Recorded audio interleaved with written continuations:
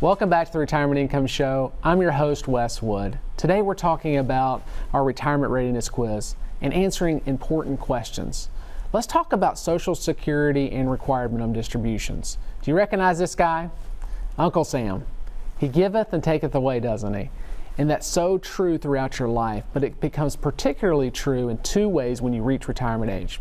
One, you're eligible to collect Social Security payments, but then you're obligated to pay taxes on your retirement accounts through required minimum distributions. These give and take realities affect your retirement finances in major ways.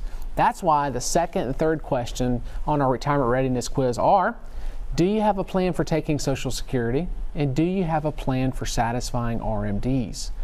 While the correct answer for both of these obviously should be yes, it's naturally just as important to make sure you have the right plan. And that means a plan that's right for you and aligned with your, say it with me now, your retirement goals, which of course you've already identified. In terms of Social Security, the right plan is one that basically answers yes to 4 additional questions. First, does it ensure that I start collecting Social Security at the right time? Does it maximize my benefits in every way possible? Does it minimize my tax burden on Social Security? And is it properly aligned with my other sources of retirement income? And of course, there are many important things to consider in answering all of those questions.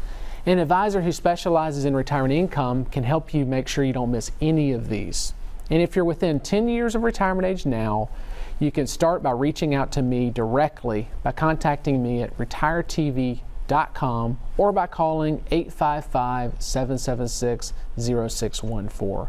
The bottom line is that Social Security might be a more important financial resource than you realize, and potentially the hidden key to achieving your retirement goals.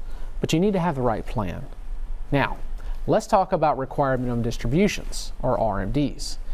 In 2019, the age for taking your first required minimum distribution was raised from 70.5 years old to 72 years old.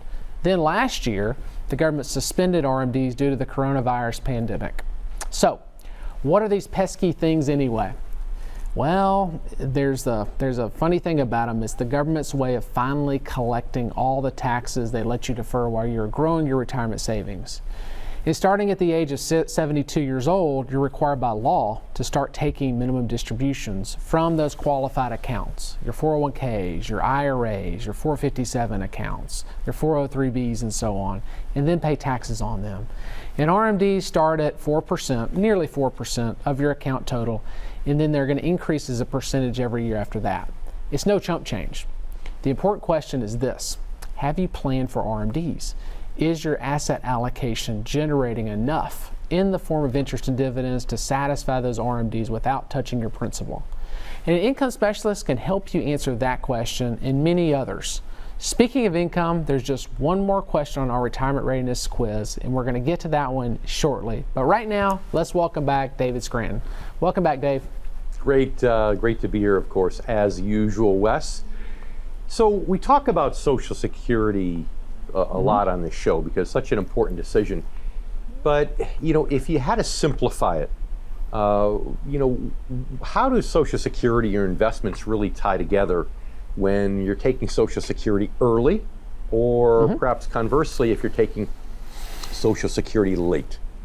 Yeah, well, a lot of times when we run a Social Security analysis for folks, they realize they perhaps need to either wait to take Social Security or take it early. And if somebody says, well, I realize to maximize my Social Security I should wait, but they still want to retire, there's going to be some gap years. So if somebody's going to retire at 65 and they're not going to take Social Security until 70, they need to fill that gap for those few years there.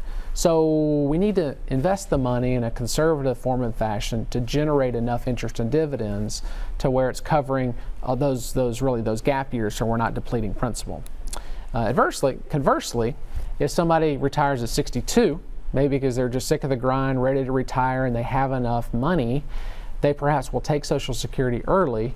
But we all know that they're going to get less for their total life, so they're going to need to generate enough interest and dividends to cover the difference from the lack of Social Security and the income that they actually need. So it's investing for income, so they're just spending those interest and dividends, not taking from principal during those very important years. It sounds like whether you take it early or you take it late, either way you have to coordinate it with your asset allocation and how much income is coming from other sources. And Exactly. speaking about income, you're talking about RMDs. But what do you say to somebody who says, look, I really don't care about leaving my principal intact. I don't need to leave a big legacy. If my RMD is 4%, gosh, I can multiply my IRA account by 0.04, and I won't deplete it for 25 years. And heck, by then I'll be 97. Right. Well, a lot of people do that. They just do the exact same math that you did. But the problem there that they're not factoring in is things like rising healthcare costs.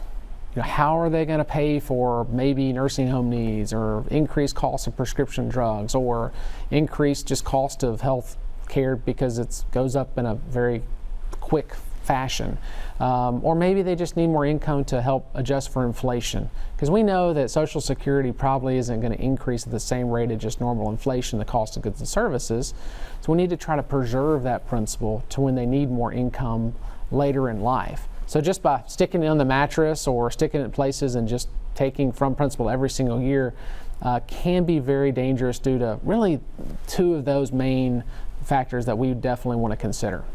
And obviously RMDs go up as you get older. So if you live to average life expectancy or beyond, eventually you're going to have to start dipping into some principal. You can't take interest and dividends to satisfy those forever, right? That's correct. And if you look at the IRS distribution uniform lifetime table, you'll see at age 72, you have to take out nearly 4. But you extend that out, by the time you get to 85, you're up to nearly 6%. And it even goes all the way out to 115 years old, where you have to take out more than half of your money. So it does go up as a percentage every single year as you get older.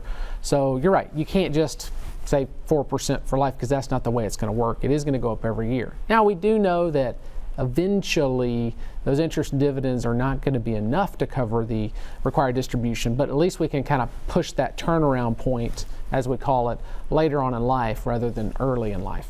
Yeah. Makes sense. And well, thanks again, Dave. And we're going to talk a little bit more later in the show. But coming up, we're going to talk more about one of the most important questions on our retirement readiness quiz. And that's the shift from going from growth to investing for income. We'll be right back. Retirement accounts like 401ks and IRAs are great tools to save for retirement. They offer tax advantages to help keep more money in your pocket. But withdrawing money from your accounts can have a huge impact on your tax liability. Take money from the right account at the right time and you could minimize it. But taking money from the wrong account at the wrong time could result in a big tax burden. If you're not sure what you should do with your 401k in retirement, visit retiretv.com to schedule a free, no-obligation conversation with Wes Wood and Wood Financial Group. I'm David Scranton. During my career, I found that most baby boomers have done a great job growing their retirement savings, yet many don't know how to convert their savings into steady income. And that is why I built the Retirement Income Store, to help hardworking Americans preserve their assets and establish steady streams of income. If you're 55 or older, please claim our free Retirement Income Kit, chock full of information you need to know to get steady income during your retirement. Call 866-714-7377, online at theretirementincomestore.com. A fiduciary is someone legally obligated to act in your best interest. Doctors, lawyers, and some financial advisors are fiduciaries, but not all. When you work with Wes Wood and his team at Wood Financial Group, you are working with fiduciaries. They help clients create customized investment portfolios based off their retirement goals. If you're ready to work with a fiduciary, visit retiretv.com and schedule a free, no-obligation conversation with Wes or a Wood Financial Group advisor.